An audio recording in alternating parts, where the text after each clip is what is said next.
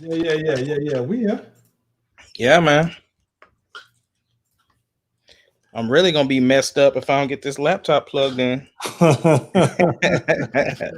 Slash Brothers podcast over already. Hey, right? Let me warm up by getting my. Okay. Hey, Yeah. I knew something was missing. Yeah. Gotta get that, man. Yo, Mm. I'm pretty excited. I didn't have it on my list of topics here, man, but I think that probably any minute now the NBA is about to be releasing the schedule for this pickup season. So should be pretty dope.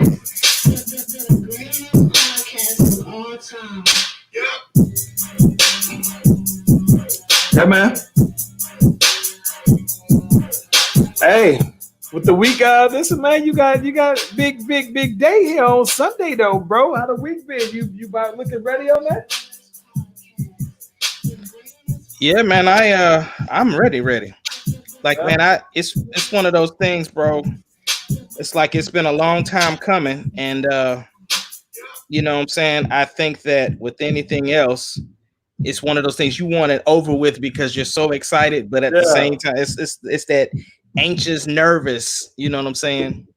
Let me ask you this though. What's What up? what song are you especially excited about doing? Right now, man, I have to be honest. Ever since it's sounding real good. Yeah. Yeah. So I definitely got to make sure your boy's on his throat lozenges all day because that's a lot of songs. So nah, but I'm excited, man. I think you know me. I'm one of them people that they go from event to event to event, and so the fact that we're shooting a video tomorrow, I'm real excited about that. And then Dope. Sunday, then we on with the concert. So That's what's up. That's what's up. Hey, tell me then, man. Best thing you've seen all week. It's Friday. Let me hear it. man, the best thing I've seen all week is my boy Ursher done dropped a new song, bro. Ursula. Yeah, he didn't drop that I Cry. I And didn't even know that. When did that came out? Was that today? it had to be today, but I don't know, but it's dope. Is it? Yeah, it's not trap sounding, it's like just real straight R&B. That boy was singing them high notes. But No. the true thing that is definitely the highlight of the week is for 17 years I have been taking care of a young man, and he is now 17, and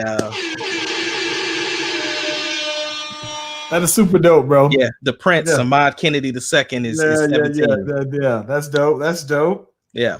Yeah. What about you, bro? Man. Okay, so here's what's funny though, bro. For me, probably the number one thing is I saw that Governor Brian Kemp has signed the Georgia hate crime bill. We were there's only about, I don't know why we didn't have it before. We were only one of there's probably only 4 other states that don't. Now, this is the crazy thing is because, given all of the racial inequality and police brutality and all these kind of things that's been, the hottest of hottest topics over the last month or so, 2 months now.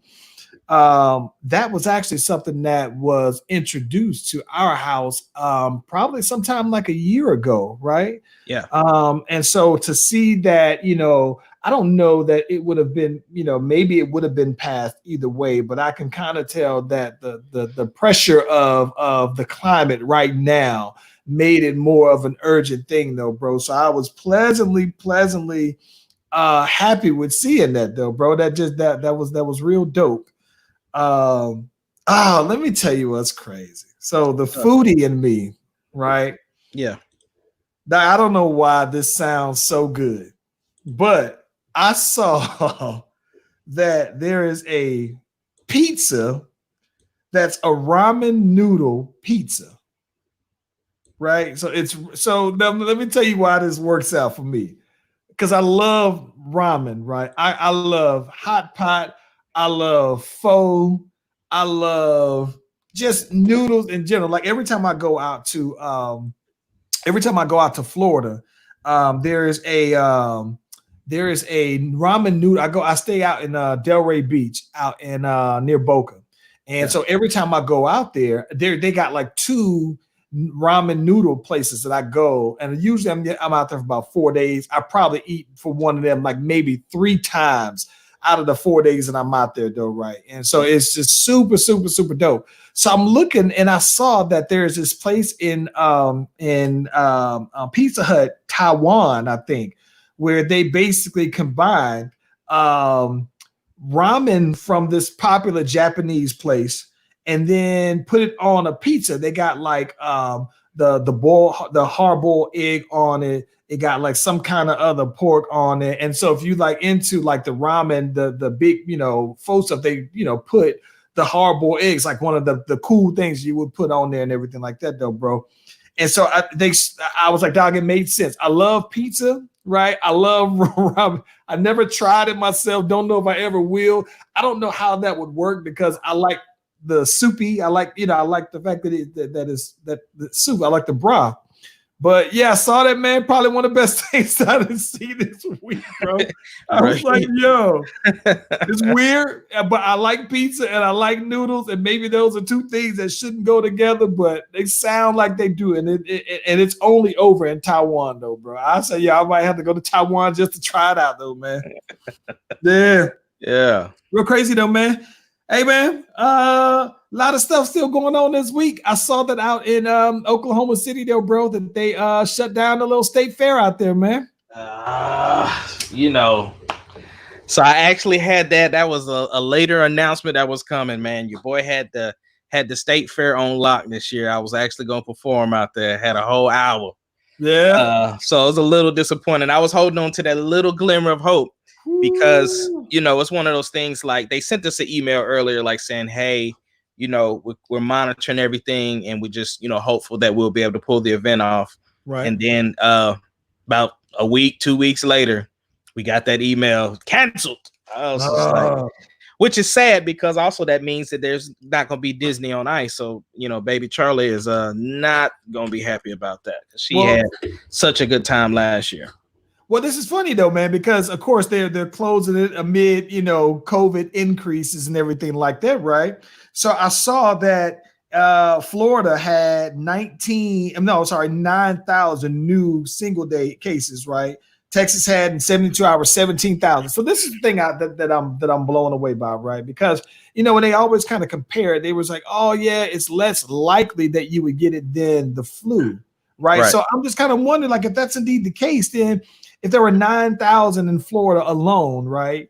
Then I'm thinking like, well, how many people got the flu yesterday? Then how many more people in Texas got the flu in 72 hours? And that's what I want to see also, if you're kind of comparing it, because I think that when you look at the number in the grand scheme of things, right? I mean, there's, you think about, 17,000 people in Texas or 9 million. There's, 30 million people in, Florida, maybe 40, 50 million people in Texas. And so when you look at the grand scheme of things, right, the number in itself is what I think that when people talk about the media sensationalizing these kind of things, it's like the number is one thing, but you're still talking about that percentage of 0.001% or less than 1%.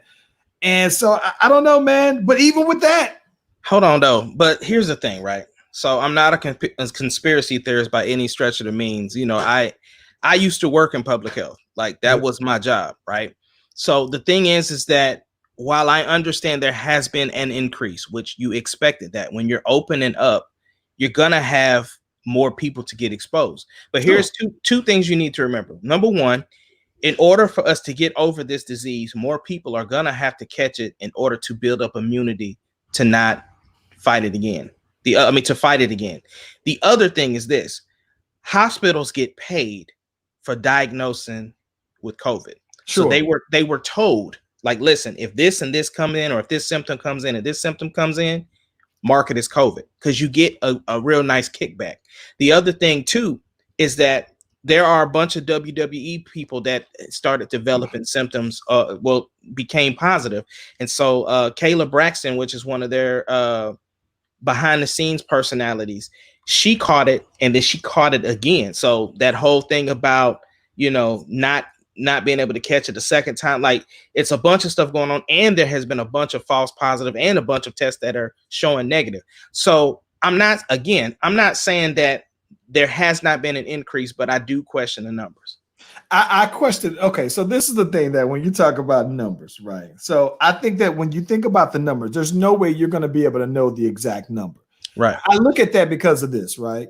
When you tell me that, hey, you know what, you had 9,000 people the next day, you mean to tell me the 9,000 people went in the very next day? Like, when you can come back with a number that fast, I always question that for one. But it does feel like by them saying, hey, we gonna reopen everything back to normal. And to your point, you're saying, well, in order to build immunity, which doesn't necessarily seem like it's a true thing that you do, you got to be exposed to it. So it's almost like, hey, may the best immune system win. We're going to let this open. Like, I still think that I feel some kind of way about that, but about them just saying, hey, then I saw two different ends of the spectrum of this, right? Right. I saw the boy Donald J get up here and say, well, yeah, more people are testing positive because we're testing more people. So don't stop testing people, right? So I'm just sitting here like, wait a minute. So you mean to tell me that you just said, if you don't want more people to test positive, just stop testing then, right? I was like, bro, that still ain't gonna change the fact that people are testing positive though. And he's like, yeah, well, you know, we got more cases because we're testing more people. That I understand. But when you go ahead and say, well, let's just stop testing people then, and then you won't have to worry about the number. But then I saw your boy, Jovante Biden. Your boy Jovante said, hey, if I'm elected president, I would make it mandatory. I would use my executive power to just make everybody use it, though. I said, well, make everybody wear a mask, right? He might lose my vote for that one. Listen, bro. I said, I think people should wear masks. Okay. About this. Let me say this, because I want you to tell me about that, because we have two different opinions about this, right? I think that for me, I look at it like this, right? I think that it should be your option if you want to wear one, right? Right. But at the same time, I think that I feel like my immune system is strong. I do stuff I don't have any of the underlying conditions. I don't have any. I think that I take and my family take the measures, always have before this, to make sure that my health was A1. My immune system, I think, is top notch. At the same time, you know, because there's so little information out there about it, I figured that, all right, whatever I can do to protect myself, that's fine. But to that, though, Jovante Biden comes out there and say, hey, everybody got to wear these masks out here. I'm the president now, dog it. All right, what you doing? He gonna fool around and lose my vote.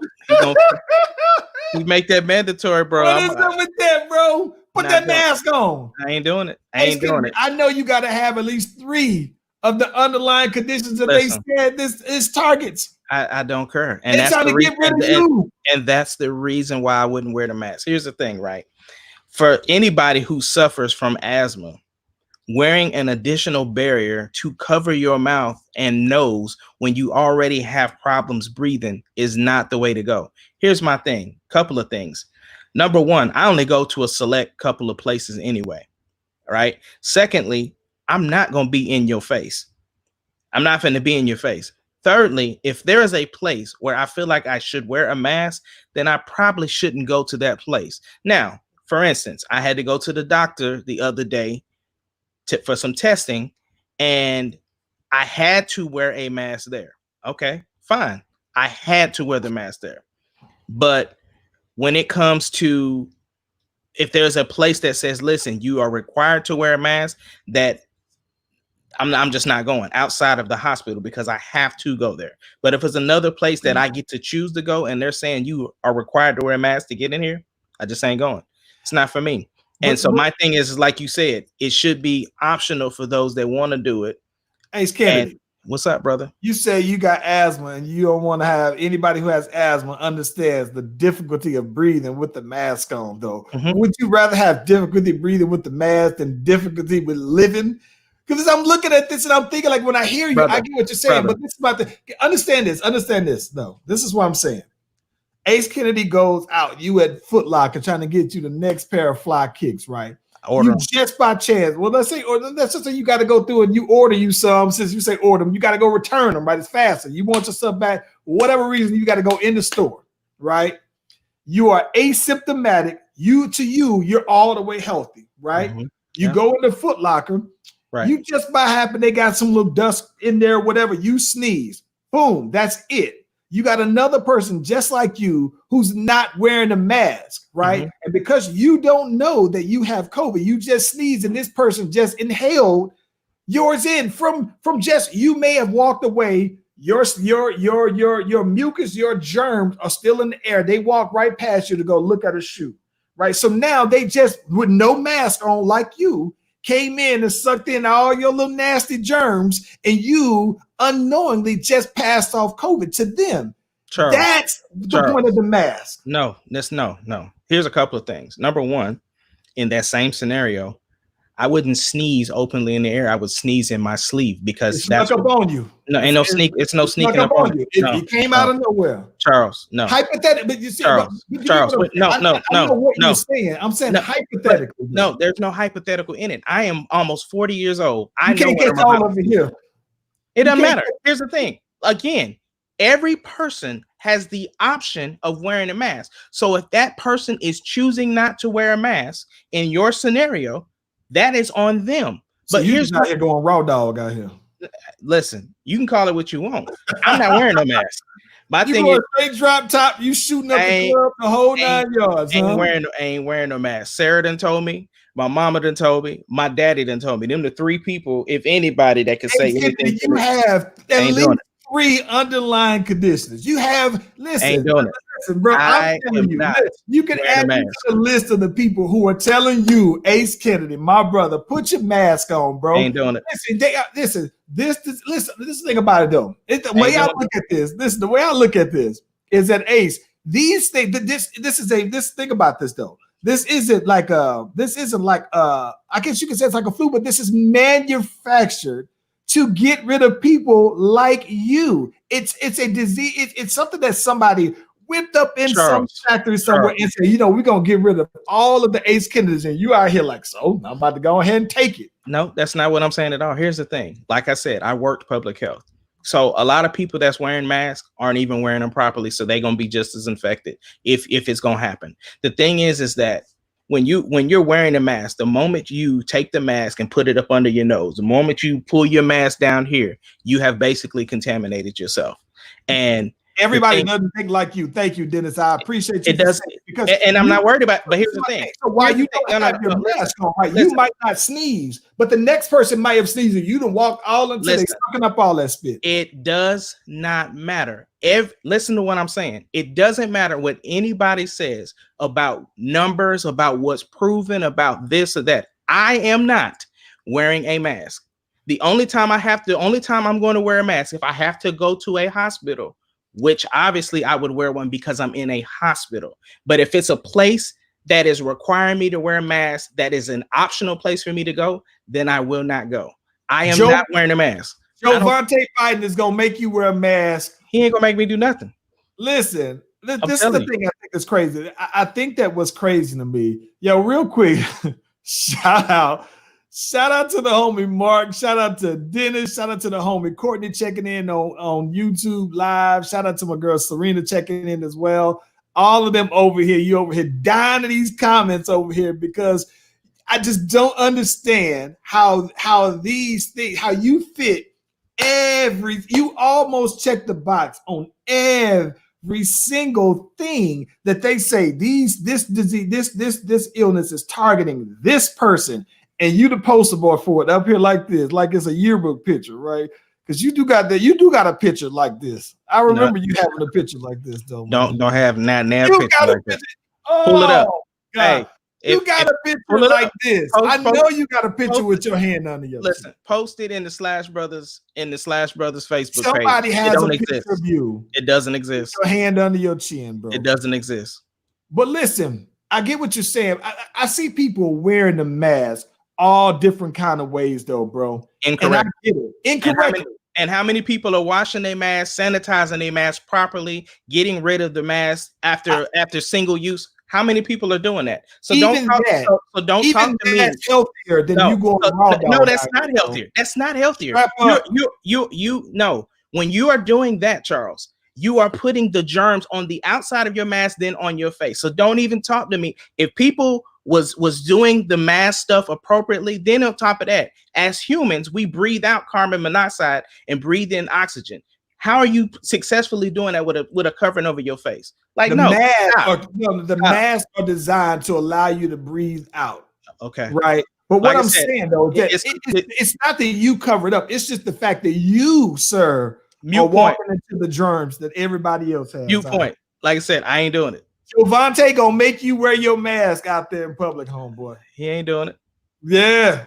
He ain't doing it. I think that's my biggest thing though, man, is that, you know, the wild thing about it is that I hate that people have found a way to politicize this, because I'm one of the people who, where I don't even try to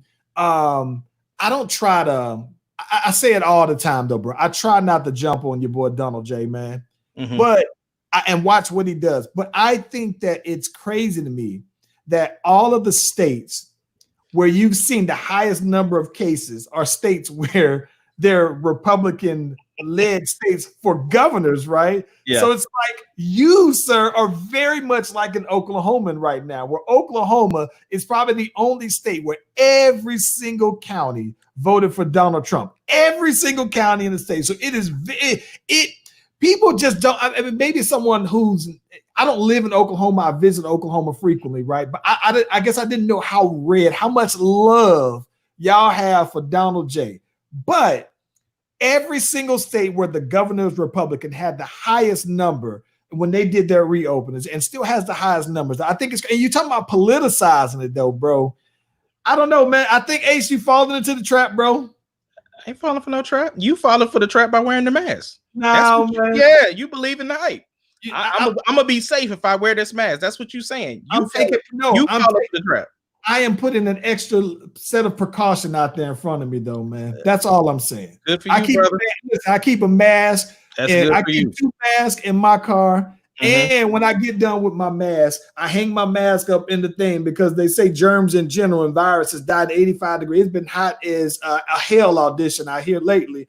And so I go ahead and I hang up mine in there to kill the germs. I wipe my stuff on down when I get done with it. We straight germ free. And I'm doing, oh, let me tell you what, the reason why I brought that up is because out here in Georgia, they announced, because they were talking about schools coming on back. School starts out here on August the 5th. I can't believe this summer is just blowing by that fast. Right. But they was talking about, all right, well, what they're doing is they're going to make it where you have options, right?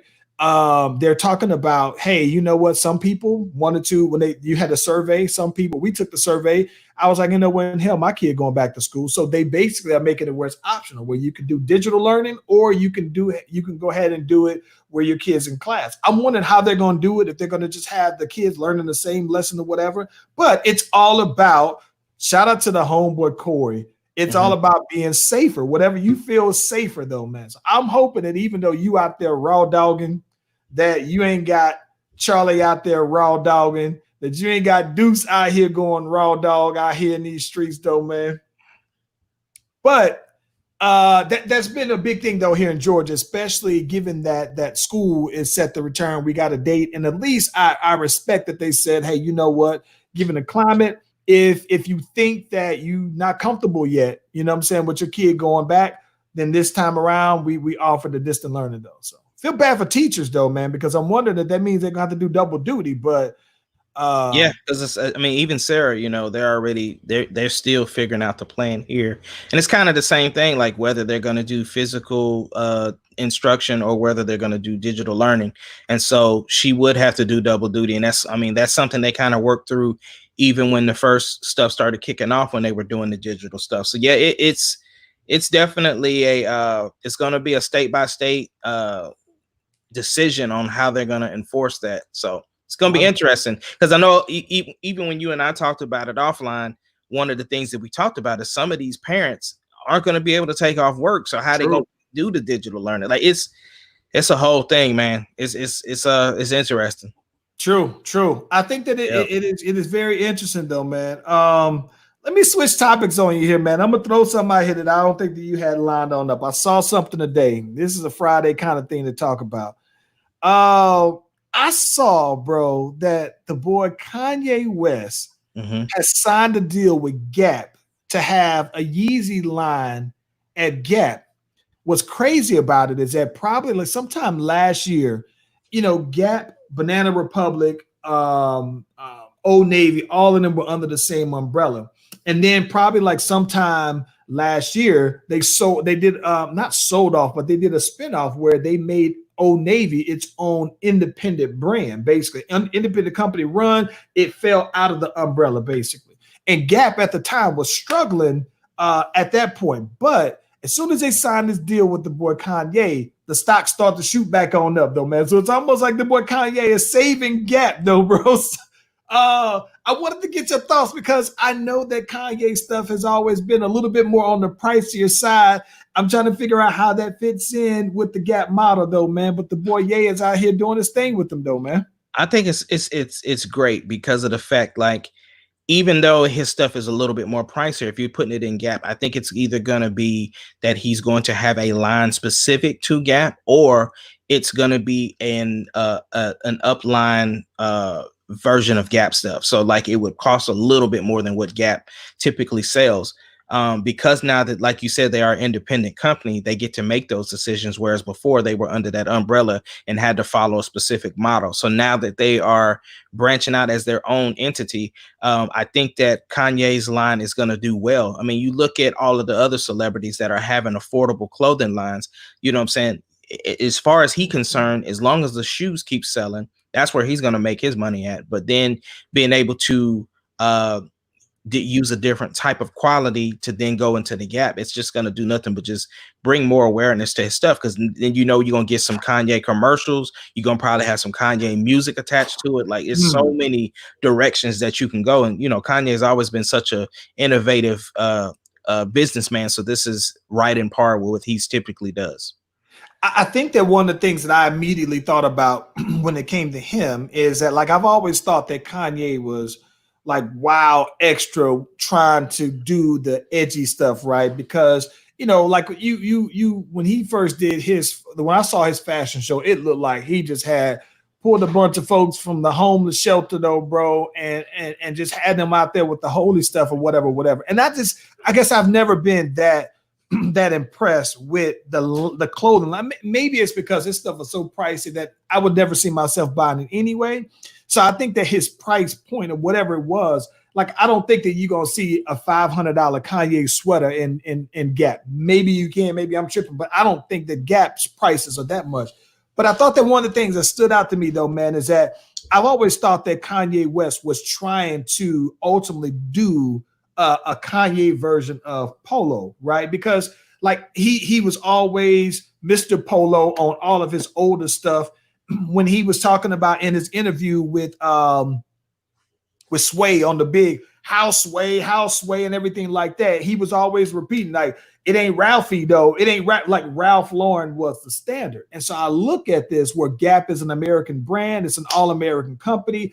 I thought that this might be his way of making the Kanye West, the Yeezy brand, the all-American brand, or a rival to Ralph Lauren, though, man. It's weird. Maybe I'm just overthinking that, though, but it's immediately what I thought about when I was thinking, like, wow, I remember him saying, it ain't Ralphie, though. How Sway, it ain't Ralphie, or whatever. And I was thinking, like, yo, you know what?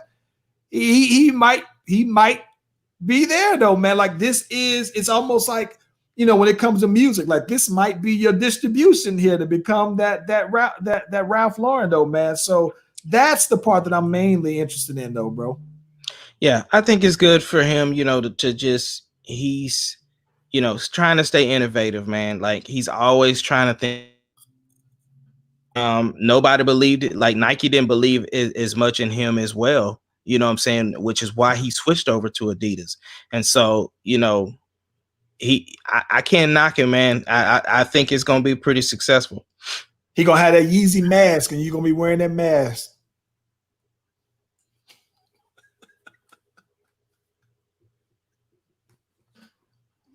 Speaking of masks, though, one time I had to go in Sarah's store where she was at, and I put on my Darth Vader mask and walked up in there, bro.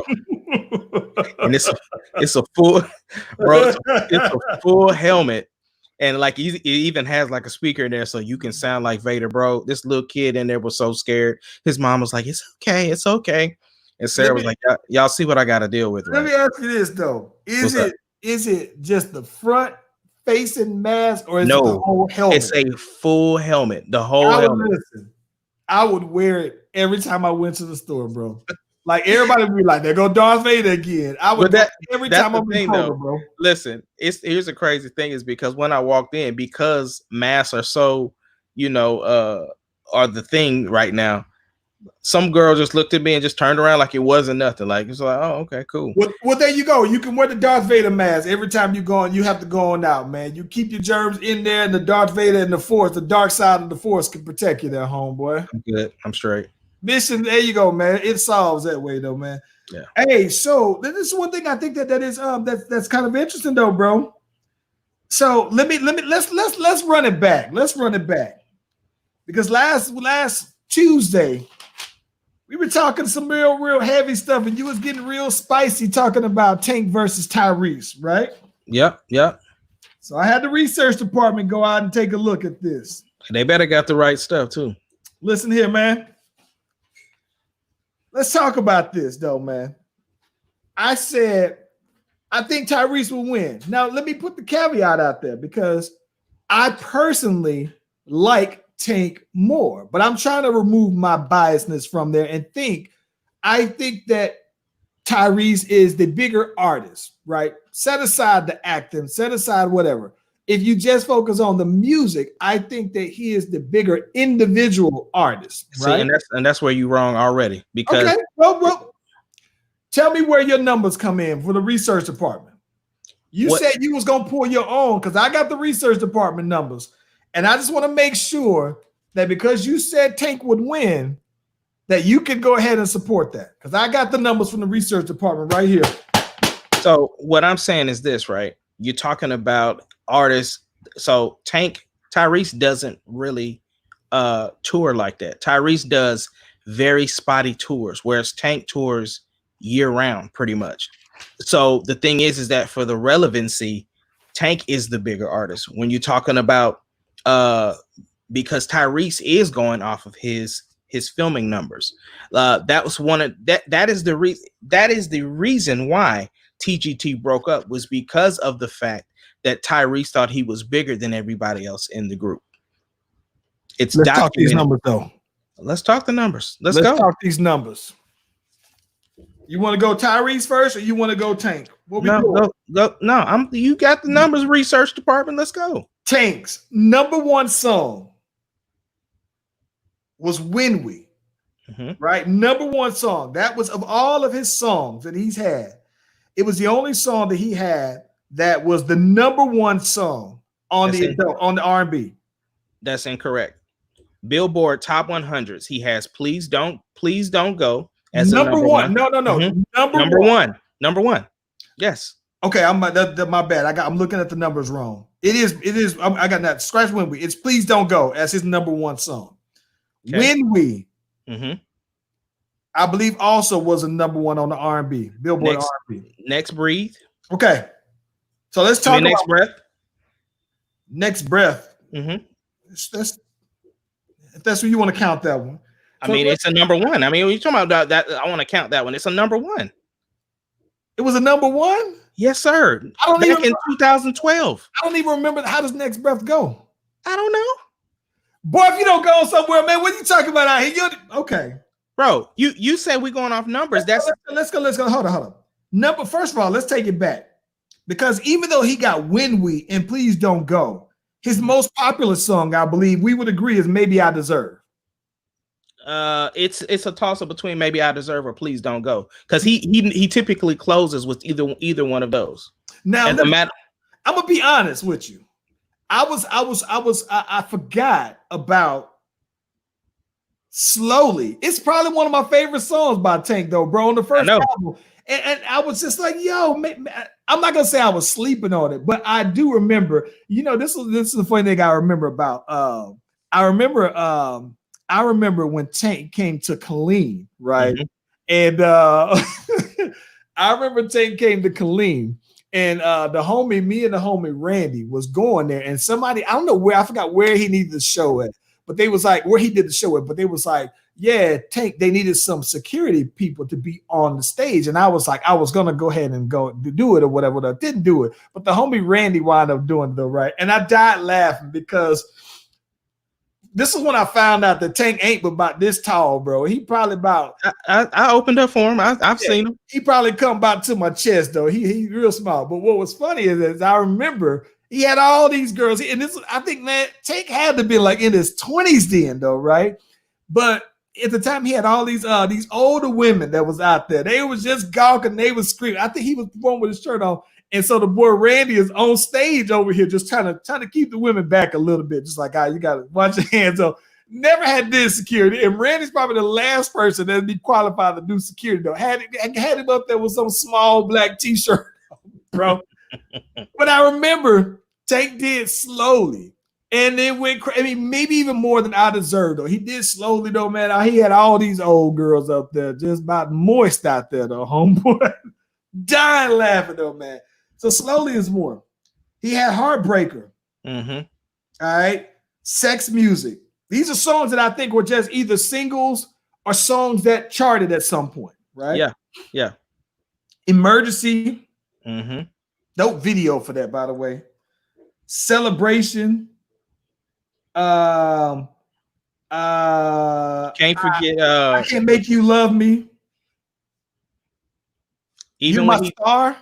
Yep. When he changed it up and did You My Star. That's it. I like You My Star. I like how that had that Michael Jackson. It's funny you say Michael Jackson, because that's exactly. He had the bass line from Michael Jackson and had to pay it. Yeah, he had the bass line from Was it Heartbreak Hotel? Mm-hmm. Yeah, same bass line, I think, for that though, man. Yeah, had to pay the estate had to pay the estate for the he had to pay the. I remember the estate. He had to pay the estate. He had that with Tom Jordan, thinking like, I got something here though, man. He said he had to pay the estate good for that one though, man. He had You Don't Know, One Man, Stronger. I don't. Those don't ring a bell to me. But if you want to talk about Tank songs, now let's say you want to add in the Tank songs that he wrote for other people. He got Naked, Marcus Houston, who is 38 years old, out here newly engaged to a 19-year-old chick, which is kind of creepy to me, though, homeboy, but that's a whole nother conversation that I definitely want us to talk about, though, bro. But he also got Omarion. Yep. Wrote that song in 5 minutes, bro. I wrote it in 5 minutes. I heard that story. He got Aaliyah, I Care For You, one of my favorite songs. And listen, I love me some Aaliyah, bro. I love all things Aaliyah. She always was that for me, though, man. Bro, I didn't know that Tank wrote or co-wrote, Hey Girl, my name is Charlie Wilson. I was like, her last name Wilson. I didn't know that, though, bro. I was like, what? I had to know. When I saw that one, I was like, oh, that was cold. Cold. But more than that, the song that surprised me the most, I forgot what song he did for Jamie Foxx.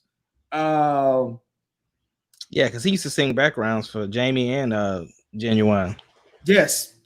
But he wrote, if you don't want me, then don't talk to me. If you don't want me, then don't talk to me. Go ahead and free yourself. You're playing games if you don't want me. Nah, that's one of my Fantasia songs, and I've always assumed that because Missy is in the backgrounds that she wrote the song. And so when I said, wait, Tank wrote that, I had to go back and have the research department look at the credits because I've always thought that Missy wrote that song, though, bro. I was like, hey, if you don't want me, then you come to me.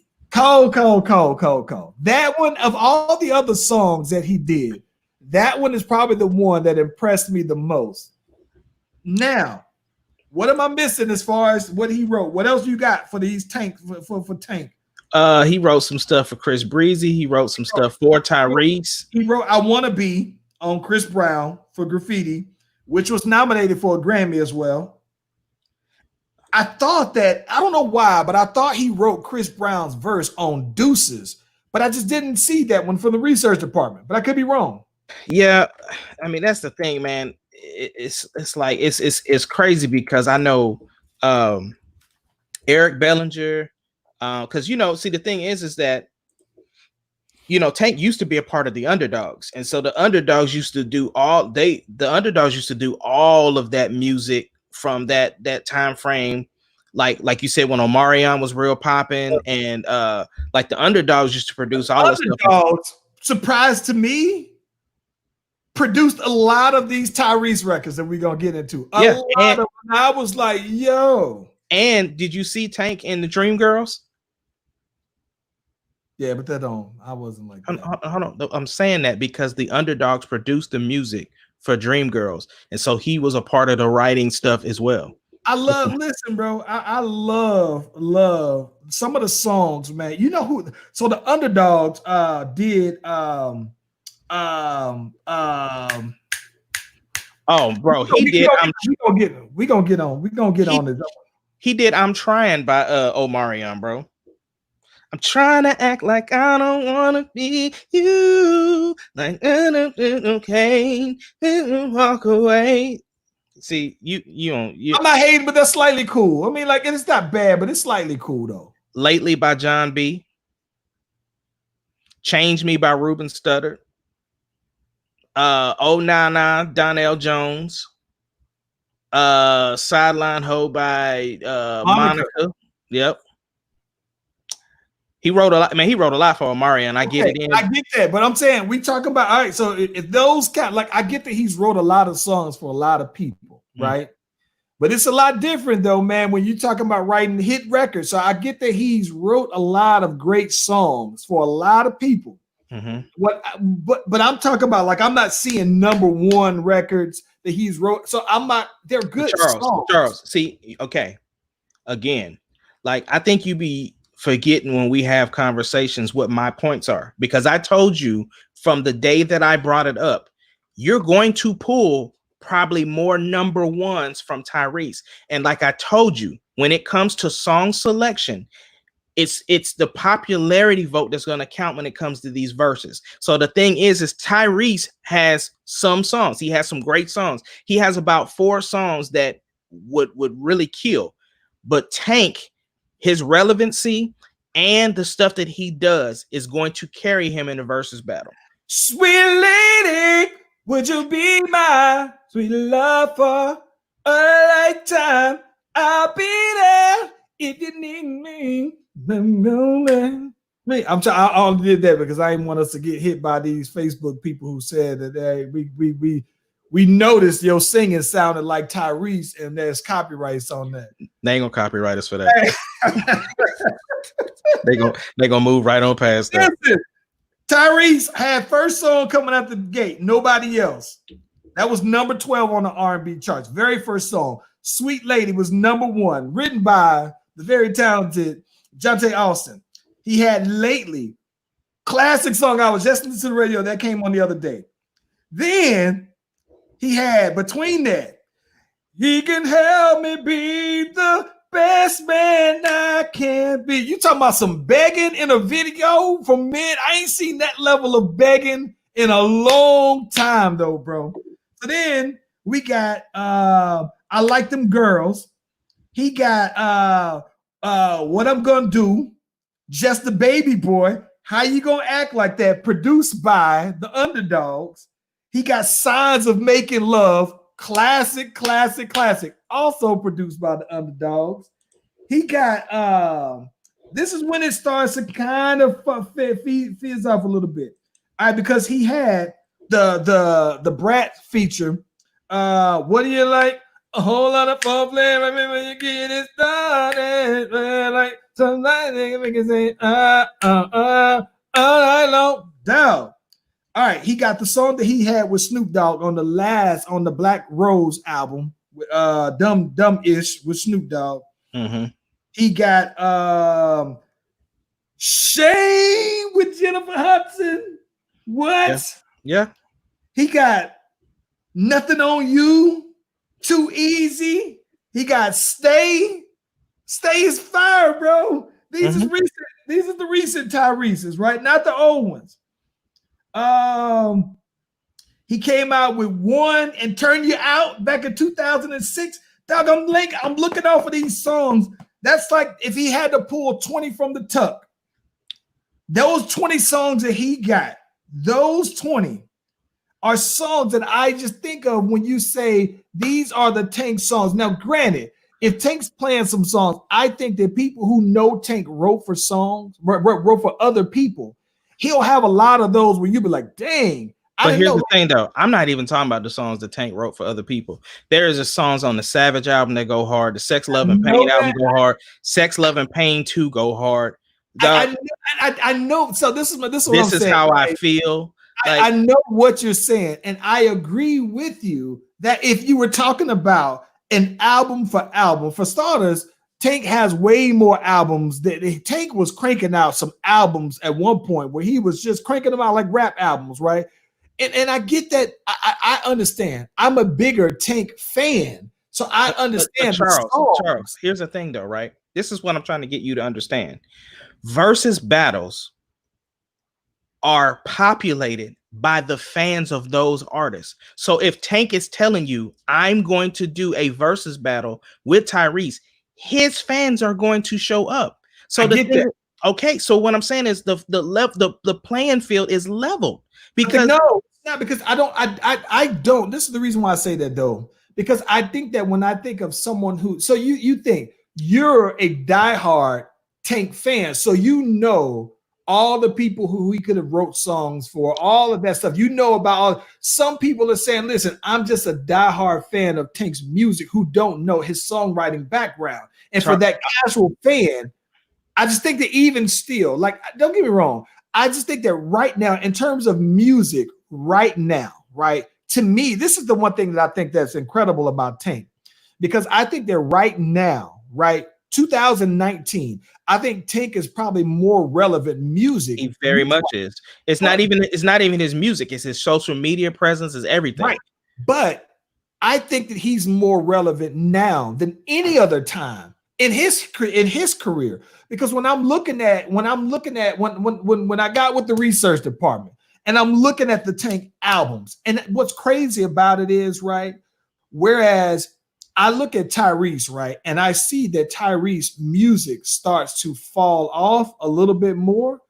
I saw Tank's music progressing and getting better and better and better and better. You are making my point for me. You are absolutely, yes, you are. Listen why. It goes back to the Chris Brown and Usher conversation, because while I think that Chris Brown is better, I think if you had to go with just 20 songs, that's why I think Usher would win. So I think that Tank is a better artist and more relevant now. But if you limit it to just 20, I think that Tyrese would win it.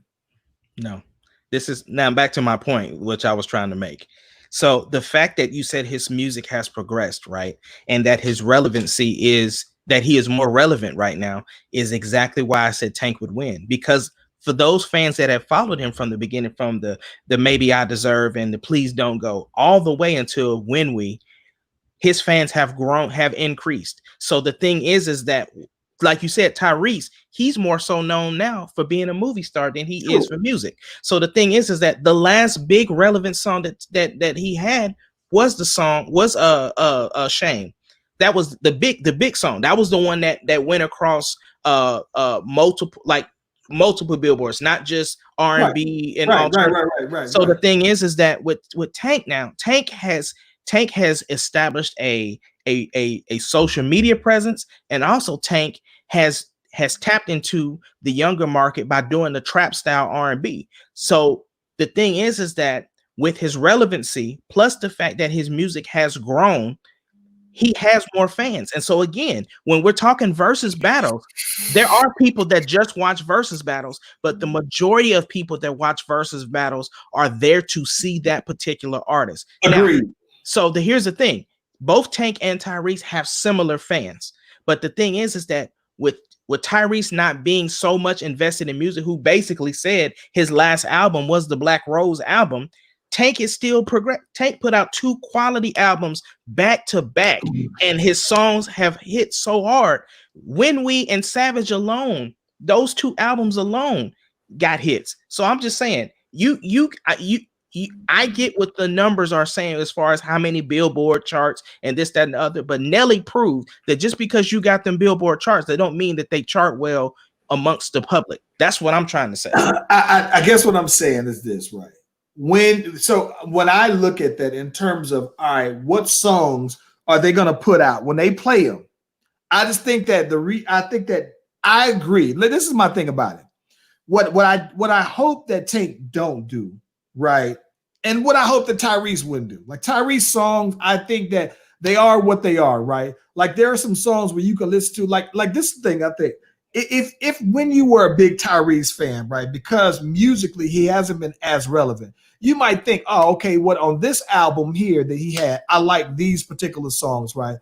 And Tank, you would have some songs now because he has more to pick from that logically, right, he might feel like these are the ones that I would pick, right? So I hope that Tank wouldn't do the Nelly and pick the songs that, I'm hoping that's the thing though. It's like with Tank being an executive though, I think he knows what songs charted well, right? So the thing is that I understand there are songs that internally that artists, because Nelly proved this, right? There's songs that are like, nah, this is the song that resonates for me, not necessarily resonating with the fans. I think Tank would do a better job than Tyrese of picking songs. And the thing is that here prime example, forgot all about this. You remember when you was here and we heard all of them songs and producers and writers was writing for Tyrese? Yes. How many of them on the album?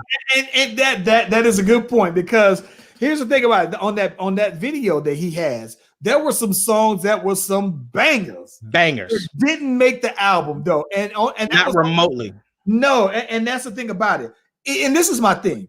He had songs on that documentary, right? That there's no way that you can play that beat, and it doesn't matter what someone's saying on it. The beat alone. I remember one of the dudes who had one of the beats that he had to have this the R&B feel to it, and it had this bop to it that was just stupid. I was like, ugh. It was so nasty that you can bop to it this way. It was like when I heard the beat, it was almost like the beat was it seems like it would be pressure that where you like, yo, listen, this one goes so hard, I gotta say something to it. Tyrese had the cheat code, bro. He had some of the best writers, some of the best producers, and didn't use them right. He had Marsha Ambrosius right on that album. Eric Dawkins on there. We gonna get into something here. Okay, so this is my thing. So I think that this is the thing about it. I think that when it comes to Tank and Tyrese, right? I think that we this is kind of crazy, because I think that you see what I'm saying. Yeah, I know exactly what you're saying. But our perspectives of it are different. I think that we both agree that we think that Tank is better. But as far as why someone would win a battle and the songs that they could go with, I think that we look at the impact of those songs just differently. We do. And here's the thing. It goes back to what I've said on every single versus battle. It would depend on the song selection, because you're absolutely right. There's a way that Tyrese could destroy Tank. if Tank didn't pick the right songs. But I guarantee there are definitely some songs that if Tank picked them, that he would dominate Tyrese. Nelly is the prime example. That battle should have been closer than what it was, and Luda destroyed him. Like Luda destroyed him. Luda mopped the flow with him too, bro. And for true R&B, like here's my thing. I like Tyrese. I am a fan of Tyrese. Obviously, I'm a huge fan of Tank. But at the end of the day, though, right? I think a better battle would be Tank and Jamie. Now, don't get me wrong. I know Jamie has a lot more hits, and Tank obviously wrote for Jamie Foxx. But at the same token, I just feel like them two musically, like both of them going back and forth, playing the piano, actually doing live singing, that would be a more entertaining battle, in my opinion. I would agree. I totally would agree, man. Like, listen, bro. Like, I'm inclined to say anything with Jamie Foxx. I'm such a big fan. Yeah. You know what I would love to see? I would love to see Jamie Foxx and Tank sing that song that's the tribute to his grandma on the I wish you were here to see the things I've done. Yes, I would love to see them do that song together, though. What about what I sang at your wedding? Oh yeah, the Tank write that too? I don't know if he wrote it, but that. Oh, that would be fire though, bro. That would be fire though, bro. But one of my favorite Jamie Foxx songs has to be the one with him and Drake. Oh my gosh, what's the one with Drake? I know what you're talking about. I keep falling for the wrong type. That's same type. Same type. Yeah. Same type. That's dope. You know what's funny? I think that my favorite, I'm not gonna say my favorite.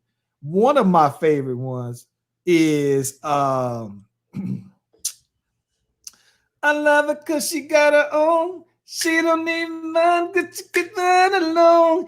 There ain't nothing more sexy. That one right there is my favorite one. Independent is fire. I like that one. And then actually, you know, the song that I actually like that I think that people just seem to not like on the unpredictable one.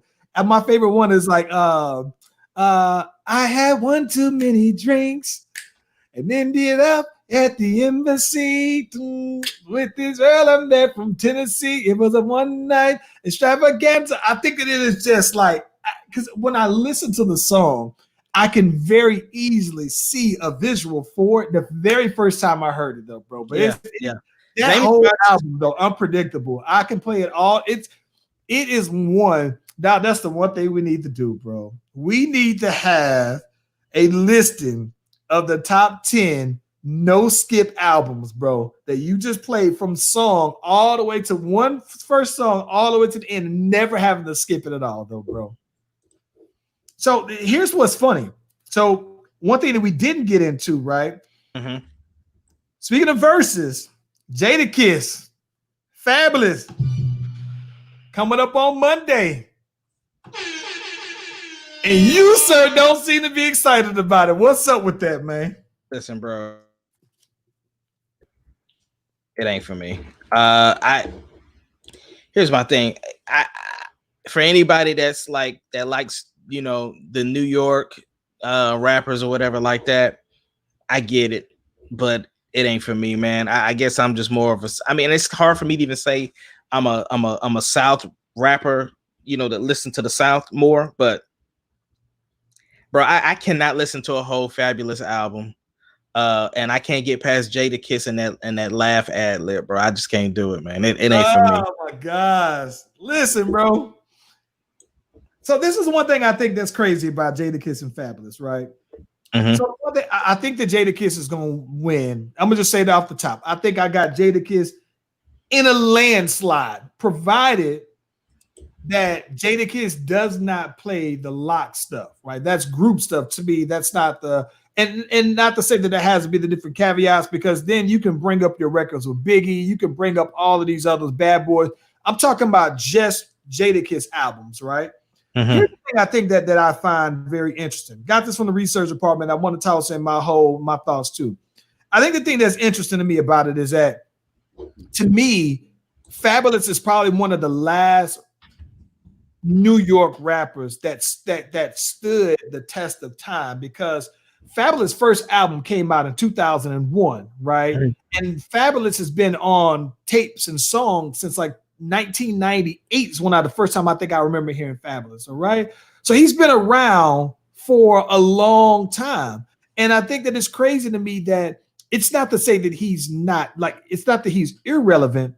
I think that he still puts out music and still makes some noise here and there, because he was just on one of Chris Brown's biggest tours, and still not necessarily was a main eventer, but held his own on that particular tour though, right? Yeah. But I think that one of the things that is interesting, you talk about South, right, and South music, is because, like, to me, Jadakiss, Fabulous, to me, represent what I thought was the last of the New Yorkers, right? The last people, to me, that just had that New York regional sound. Now there's Griselda, and you probably don't know who in the world I'm talking about, but Griselda and Benny the Butcher sound to me like the New York music that I used to like, right?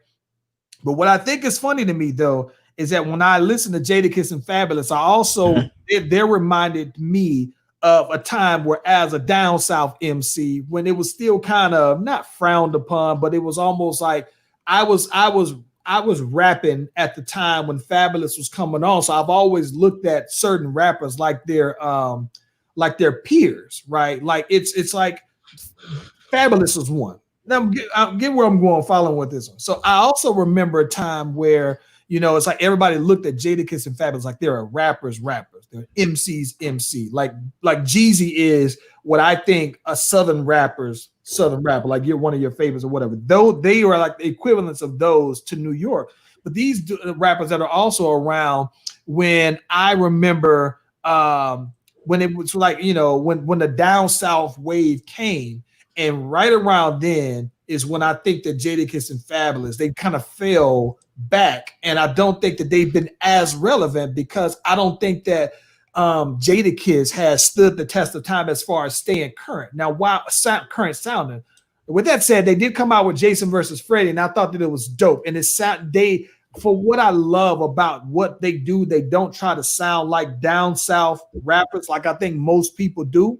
But I think because they don't try to sound like down south rappers, that's also the reason why I don't think that a lot of people rock with their music, because I think that you just don't associate them with 808 heavy beats like, you know, you would hear from Metro Boomin, or you would hear Young Thug or whoever rapping on. I think that they sound to me like the last few rappers that sound like, you know, regional to me. Like I miss that kind of variety. And what's crazy is I thought that people like Joey Badass, and I thought that people like A$AP Rocky would be the regional New York rappers, and even some of their music sounds very Southern. And so for my preference, if I'm gonna listen to someone who sounds like South, you know, rappers, I might as well get the Genuine article and get me some down South music. But I am excited about this because Fabulous though, man. Fabulous got some bangers, right? Yeah. One thing I think that's crazy to me when I look at his albums from the research department, the production on it. This is one of the problems I have, because I think that Fabulous almost has the cheat code, because he has some albums where he has everybody. He got some Scott Storches in the period where Scott Storch, anything he put out was going platinum, right? But Fabulous looking on here. He got Can't Deny It. He got Holla Back, Young, and Holla Back. This is right around the time that the Neptunes, all they beats, anything they put out was fire. It was going top one, so top the chart. So Fabulous got that. He got Can't Let You Go. He got Into You and the Into You remix. So he got the one with Ashanti and the version of it with Tamia, right? Yeah. He got Breathe, and Breathe to me is like, if I was, it's almost like Breathe is like a real New York sound and song to me, right? Yeah. He got Traded All, right? He got Make You Better with Neo. He got Baby Don't Go. He got Throw It in the Bag with the Dream. If you go to his features, he got Superwoman verse on Lil Mo that went fed. Yeah. He did. Before you, I know you keep going. I didn't mean to interrupt you, but I will say, Fabulous's feature game is, in my opinion, is top notch, bro. Yeah, You'd be hard pressed to find somebody. I think that the only person whose features are up there with his, Drake and Jay-Z, and I can't think of very many other people who kill features like Fabulous does, though. Yeah. But he also got She Got Her Own on Jamie Foxx, the verse on there. He got Addiction, one of my favorite Ryan Leslie joints. He got his verse on Say I. He got Dip It Low, Christina Milian, if you want to go back. I remember he got on one of his albums, he got This Is My Party. I thought the beat is one of the dopest beats I think I've heard, though, man. The It's My Party, I can if you want to, and I get up to, and the beat. The thing that's real dope is that the beats like, and I think Mr. Fingers did that beat, though, man. Oh man, Mark, that is a good point too, man. Ludacris do kill features also. He does. Bun B kill features. I think the only problem that I would have with putting Bun B in that conversation is that Ludacris and Fabulous kills R&B features, and I don't hear Bun B on enough. Like, I love Bun B on the Beyonce with Slim Thug, but I don't hear Bun B. And Bun B has a nice little baritone rasp that I think that he should be more. I wish I would have heard him more on R&B songs, though, man. Yeah. Fun fact about about Luda, he was the reason that Tank released those albums so close together, because he was the one that's like, bro, you got them on here, you got to put your foot on their neck. And so that's when he came with them other joints. So shout out to Luda. Luda's the one to do it. Listen, on Fabulous's album, right? Fabulous on I forget which one it is. He has on one of his album cuts, he has one of the first people who I've seen, first big artists that did a Kanye West beat and a Kanye West feature on there, right? But the one thing that I do like about Fabulous is that he was one of the first up north rappers that I saw actually reach out more and start to incorporate himself with the South. So he had matter of fact, the first time I heard Young Jeezy was on Fabulous's album. And then like other people like Fat Joe came along and did it, as well. But I think Fabulous was probably one of the first ones that I saw reach out regularly and start to rock with down south artists, man, which I think is real dope. And then here's what I think is also interesting, bro. So Fabulous' first album came out 2001. What I didn't know, I didn't even know Fabulous had a project that came out last November, right? When it came out in last November, it was Summertime Shootout 3, the coldest summer ever. It's coldest summer yet, coldest summer ever.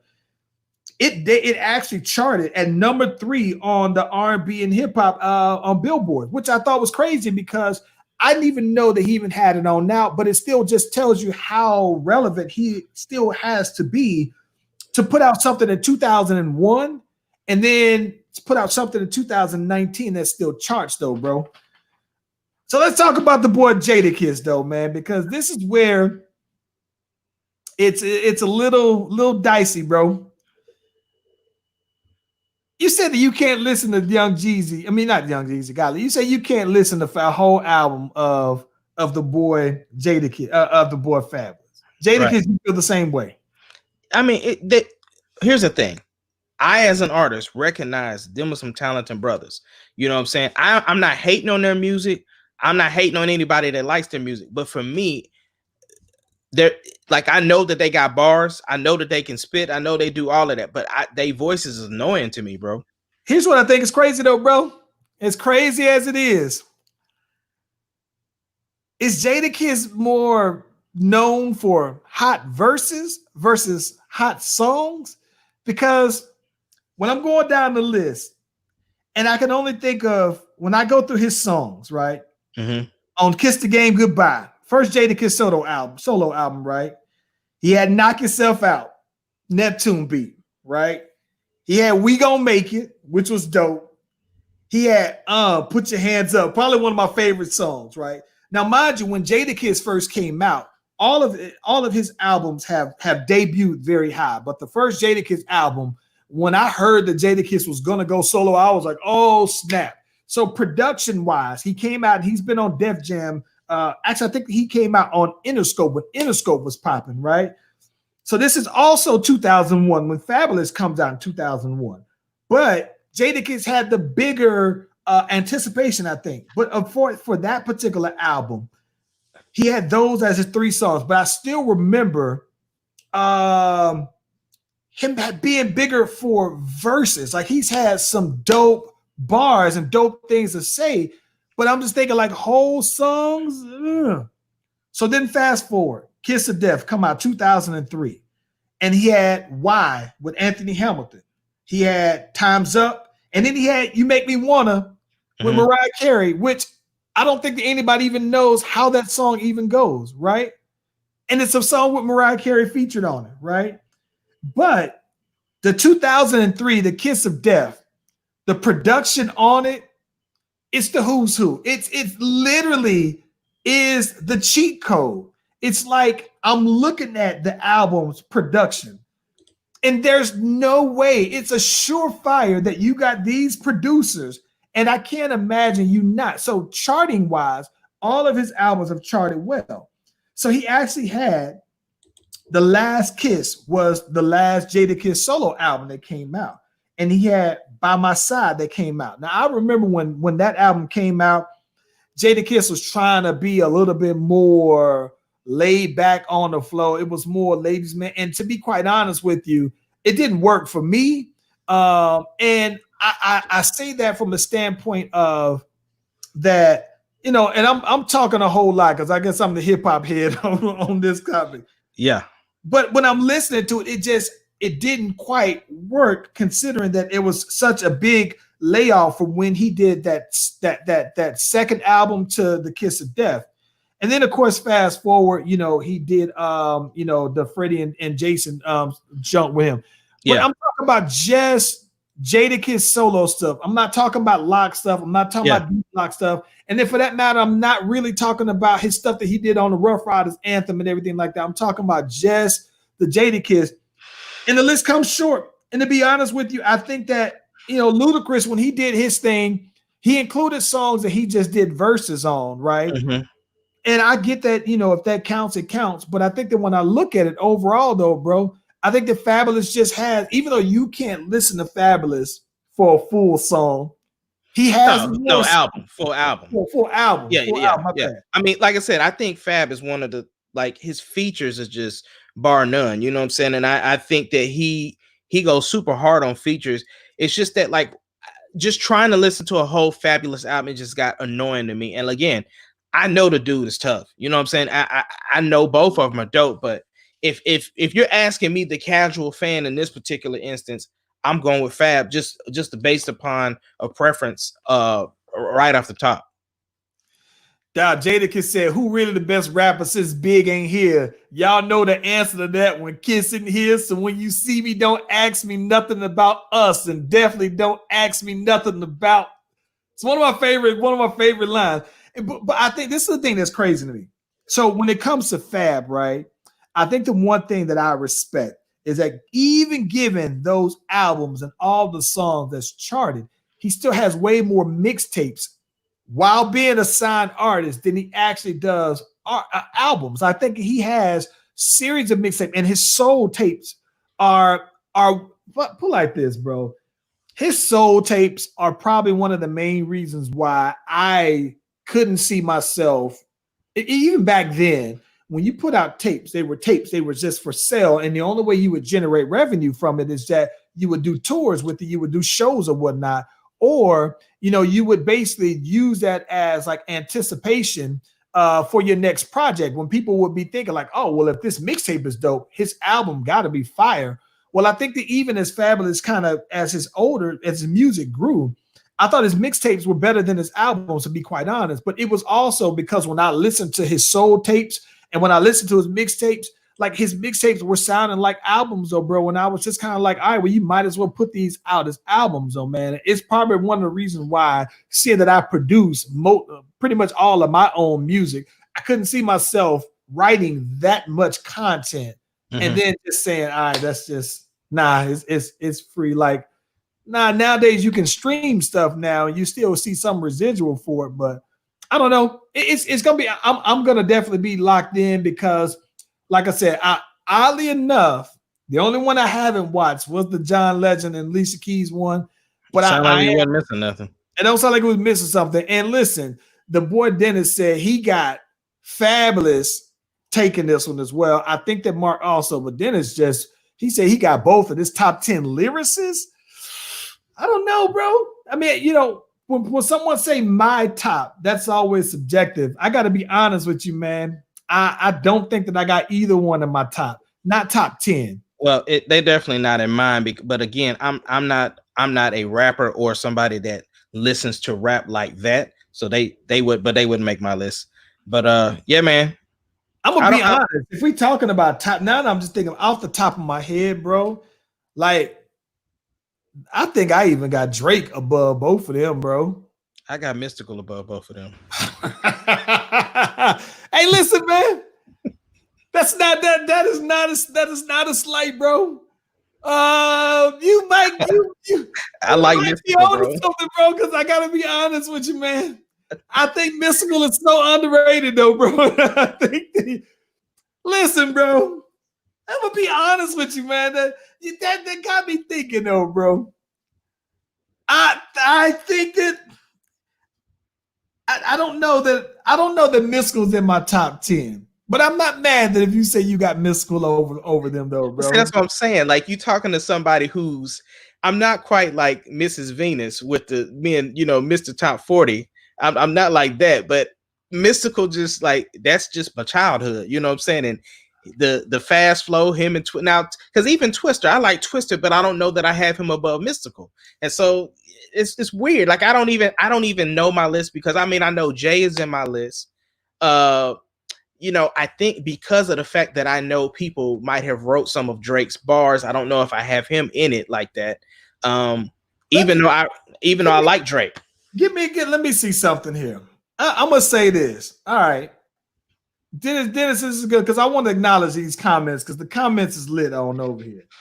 He said, give me y'all tops right now. If we say top 5, right? Top 5 right now. Okay. It's easily, to me, Jay-Z number 1. And after Jay-Z, I would say there's no particular order for me, right? In no particular order. Drake, Kendrick Lamar, J. Cole, T.I., Luda on the all-time, Scarface,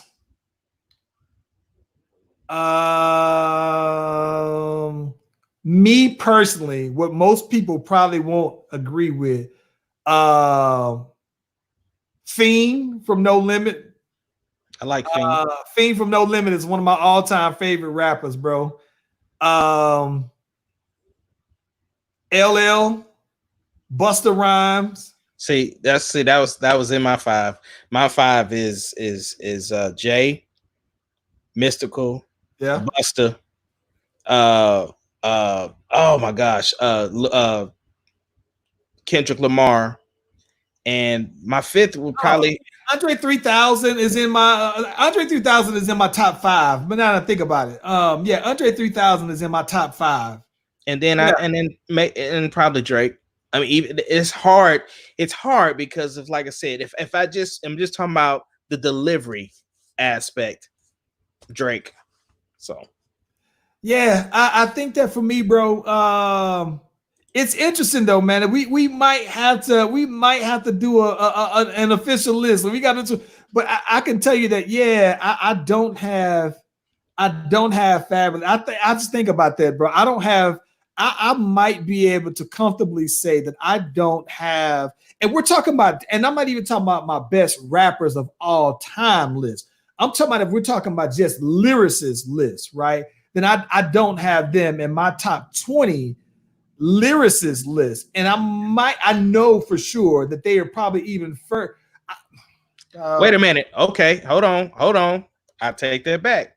Drake is off my top 5 list. I got it.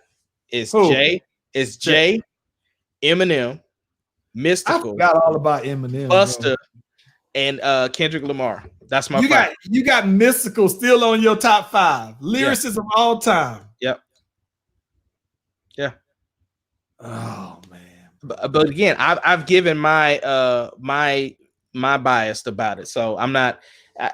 I'm not. I don't care about the scrutiny because I don't have Tupac. I don't have Biggie in my top 5. That's not. I mean, that's not me. So speaking of which, though, talking about Fiend, that boy Fiend, I just thought about that. Fiend did some beats on Jada Kiss albums too, though, bro. Fiend dope. Fiend do production, and this production is fire though. He made some fire beats for people. okay, Mark finally came with his list. He got Rakim, T.I.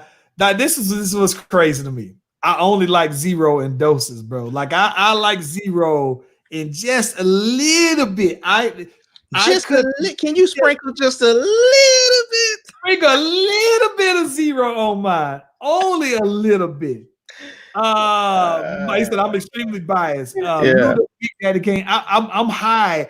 You know what's funny? He put Big Daddy Kane. I've always thought that I was higher on Big Daddy Kane than a lot of people are. Like a lot of people will say Rakim, and I have always been high on Big Daddy Kane. Of course, since the Bel Air 3 is called the Bel Air 3 Charlie Cool Kane, and it's an ode to LL Cool J, Big Daddy Kane, people who I thought were lyricists that also that does dope chick records. And so yeah, I've always been high on that one though. Let me ask you this: is Button on your top 20?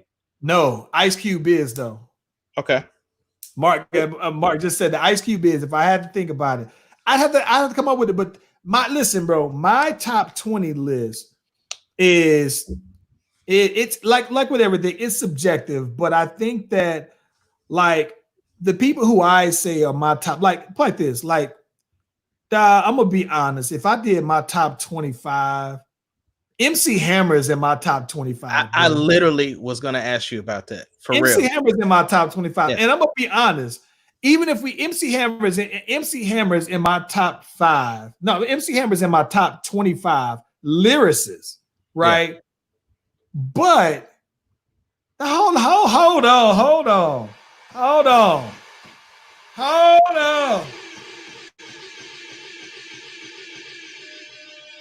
Shout out to the homeboy Randy though, bro. Original BOX, original headquarters. Listen, bro. Listen, shout out that. Hey, I can't. Thank you for checking in with. But I'm still waiting to hear from my dude, Randy. Listen, bro. Randy, I just want to let you know you stole my shirt, bro. Oh my god! when we went to Tunica, bro, you still got my shirt, man. Still Mark Echo, Tunica though, bro. Mark Echo. Hey, listen, man. I think that So Dennis, you got a tough list though. Rakim, J, LLM, Big.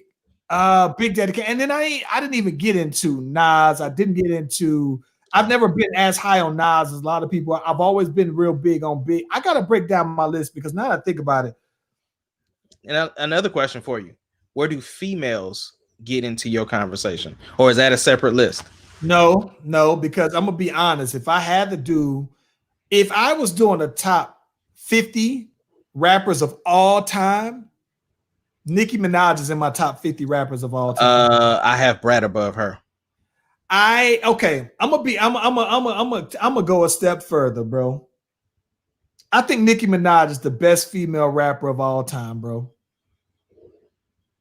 Best female rapper of all time. So I think that because of that, bring it back, folks. Bring it back, folks. Bring it back. Listen, bro. Nicki Minaj is the best. Listen, Nicki Minaj is the best female rapper of all time. And I'll tell you the reason why I say that. Yeah. Because I think that Nicki Minaj regularly raps aside men, and I've never heard her have the worst verse. And most of the time, she's been the standout artist on any feature that I've heard her on.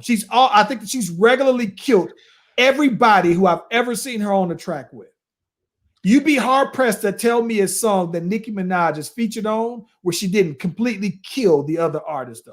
Yeah, but I'm just thinking, bro, the brat was just so cold. Now, skill wise, right?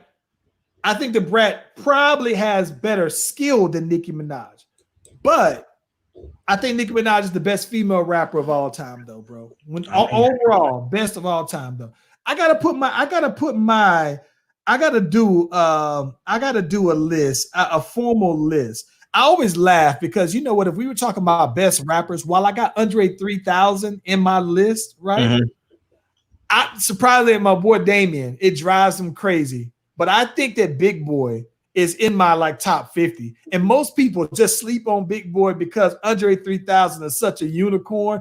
But I think that Big Boy is so dope, though, man. I think that I think Big Boy, I think the world of, like when we were talking about one time, and I look at things differently.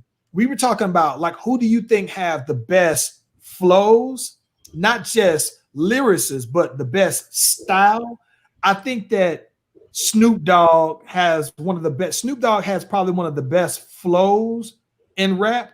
Biggie probably has the best flow, but I think that Big Boy, to me personally, has one of the best rapping styles in all of hip hop, bro. I think he's so smooth with his stuff, though, bro. Yeah. I don't know, man. I think that Snoop, like you said, I think what makes Snoop so dope is his ad lib game to me. Like I love the way he ad libs. His ad libs be so dope to me. And then what's his name? I love Jeezy's ad libs, fool. I love it. Now, let me tell you one time, bro. I got into a serious argument and was ready to smooth fight. I was over at my boy. Shout out to my boy Chica, man. He was on a reality show also, man, where he was Chica need his own dating reality show, by the way, though, man. He was featured on one, and he calls a big upstairs. He had to snap on some chick, bro. I only saw the episode where he snapped. He's on one of these dating reality shows, right? And he snapped on some chick, and he get recognized every time he's out there. He's like Atlanta famous, right? Yeah. But he was getting it. I was over at his crib, and he had some dude that he was cutting his hair, waiting to get his hair cut, and we were going back and forth about Jeezy and Gucci Mane, and he told me that Gucci Mane was better than Jeezy. I was like, what? And then what was crazy is that the dude that was in it, it wasn't even that he said it, right? It was just the dude that he was cutting his head. He was like looking like, what are you talking about? Like Jeezy's trash, bro. And it was almost like I was looking at him thinking like, wait, you saying Jeezy trash? Or you trying to tell me I'm trash because I think Jeezy's doper than him? Right. And he was going. And we going heated about this. Dog, I swear to God, I was ready to swing on home, but over Jeezy and Gucci. And in my head, I'm thinking like I'm ready to swing if this goes left. And we talking casually debating. And I'm just sitting here thinking, he's like, dog, I went to high school. All my high school is all Gucci, man. I'm thinking like, so what? Like, right. So? Like, what were you talking about? And dog, we were heated. But I like Jeezy more than apparently those people. I think about Trap or Die. Trap or Die might be top 10 album of all time to me. Man, I like Jeezy. I like his ad libs is yeah, that's my favorite one though, bro. That's right. Yeah, like I dead seriously remember me and Ryan. I remember one time though when Trap or Die first came out. And in Atlanta, what was crazy is that this was probably right around 2002, 2003 when Trap or Die come out, right? And at the time, in Atlanta, everything was kind of moving, right? Because it was almost like this transition period because this is like right around the time Ray Lewis folks stabbed the people on up out here when they had the Super Bowl out here and everything, right? So everything being downtown started to slowly move away, because at the time when I first moved to Atlanta, it was lit, bro. And you would be able to go from club to club to club to club to club in Buckhead. And then after that, you would be able to go to 112 because 112 stayed open to like 6, 7 o'clock in the morning, right? So at the time, we wound up sliding out to Dave and Buster's in Marietta, and it was popping out there. They had the little ballroom out there. It was lit. We leave out the spot, and we seeing like 10 cars, and all 10 are playing different Young Jeezy songs from Trap or Die. It was cool. We was like, dang.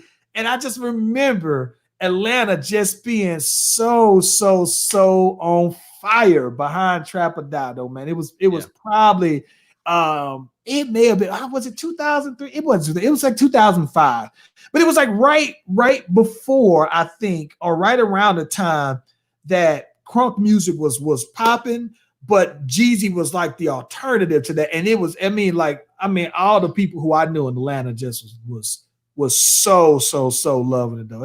It was epic, though. So for me, I'm biased when it comes to Jeezy, though, man. But Jeezy might be on my list. I don't know where he fit on my top 100, but I gotta go through and I gotta see. Last question, bro, so we can get out of here. Yeah, who you got, Jeezy or Rick Ross?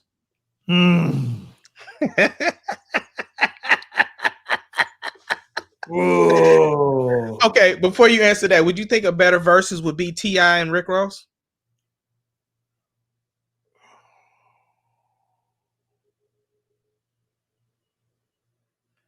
I don't know, man.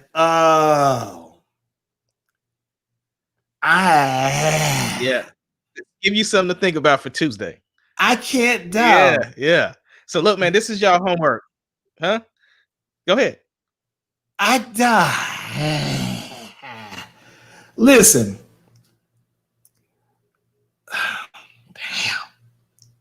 Damn. Cause see, I know how heavily you have that you have how high you rate Rick Ross. I rate Rick Ross higher than most people do, man. Oh my God. I want to say, if I had to put them in an order, I want to say, and my mouth won't let me all the way say this, bro, Ross, T.I., then Jeezy. Ooh. I don't. But T.I. has bigger songs. You think so? I think wait. T.I. got me. T.I.'s. Yeah. I think T.I. has bigger songs and Rick Ross has bigger albums. Yeah. See this. Okay, I got it. Here we go. T.I. has bigger songs. To me, Jeezy has the bigger album. If you had to pick one album from all three artists, I would say Trap or Die is better than all of the albums. But I think that Rick Ross musically, damn. See, I want to say, damn. I think that Rick Ross is so okay. Dennis says something that I think is interesting, because he said that I'm Serious is underrated. And what's funny is everybody who I know from Atlanta says that, right? I don't think so. Like I know the people who stand by I'm Serious. I think that T.I.'s album Trap Music was better than I'm Serious. But because that being the case, though, right? The reason why it's hard for me to say, because I thought that Rick Ross, Port of Miami, was dope from the jump. And then I thought that Maybach Music was even better. And the sound of Rick Ross was just that much more. So, but I think that even then, I thought that best first albums, I thought that Jeezy's first album was better. But I can't say. Jeezy, T.I., Rick Ross. Oh, man. Yeah, we talking about splitting hairs, bro. Yeah, for me. So listen, man. For anybody that goes and does the playback or the rewatch, man, we want to know who you got. Tank, who you got, man? Or Tyrese, man. Tank or Tyrese? tell me this. If you go back and if you've been watching this one, we got to go ahead and let's talk about this then, right? Tell me in these comments, because I'm gonna be as soon as we get done here, I'm gonna be back in these comments. I gotta know, Tank or Tyrese. Mm-hmm. Tell me what you think if that happened. Tell me then. Top 5 rap artists. Top 5. Top 5 is hard. Give me your top 10. And if you want to say these are my top 10 lyricists, I'm cool with that. If you want to say your all-time, qualify it for me. Yeah, qualify your list and say this is my all-time list. This is my lyricist. Tell me whatever your qualifications are. And then females. And then females as well, if you want to separate them out. But tell me then who you would have. T.I., Jeezy, or Rick Ross. Like, to me, those are like the pinnacles of the dope boy talk, the dope boy sound. I can't. Oh. Like Dennis said, clarify your list. Clarify your list. Yeah. Hey, man. Y'all got some homework, bro. Got some homework to do, though, man. Hey, we checking in on Tuesday. We recapping. I'll be recapping probably. Fabulous Jada. Yeah. I'm definitely going to check in on that one. But I definitely got to see these comments. I'm going to put together my list as well. I'm going to try to see if we can talk about these lists on Tuesday. And if you free, we back on the Fan Day on Tuesday. So if you got a minute, hop on with your boys. We can talk about these lists, though, man. Hey, Skinner, to get us on out here, man. Yo, man, I'm still watching Westworld.